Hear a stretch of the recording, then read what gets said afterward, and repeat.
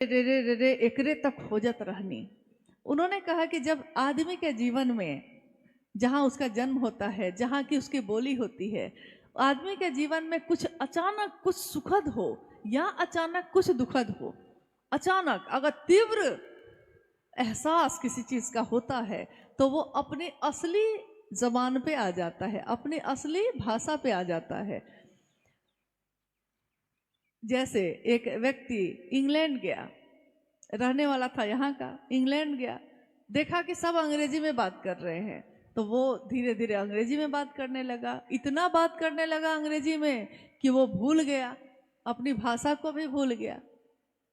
साहब ने कहा कि मेरे जिला का एक आदमी था जो ऐसे गया तो इतना अंग्रेजी बोला कि भाषा ही भूल गया।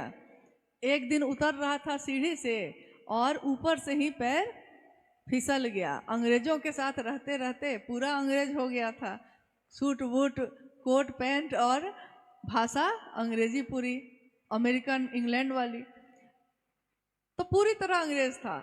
लेकिन उस दिन जब सीढ़ी पर से फिसला और गिरा जोर से नीचे, तो बोला कि माई गे माई इतना जोर से बोला कि सारे अंग्रेज देखने लगे कि ये कौन सी भाषा है जो इसने अभी बोली है।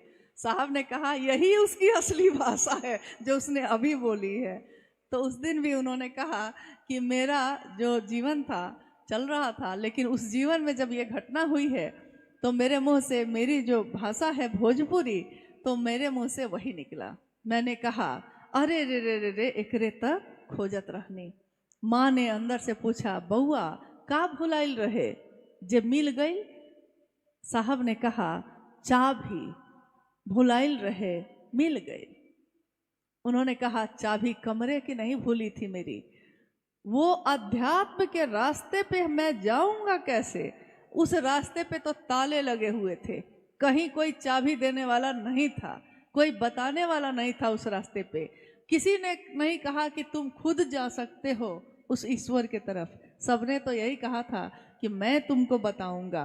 कोई पूजा बता रहा था, कोई साधना बता रहा था, कोई मंत्रों का जप बता रहा था, लेकिन सब में यही कह रहा था कि मैं। किसी ने नहीं कहा कि वो शिव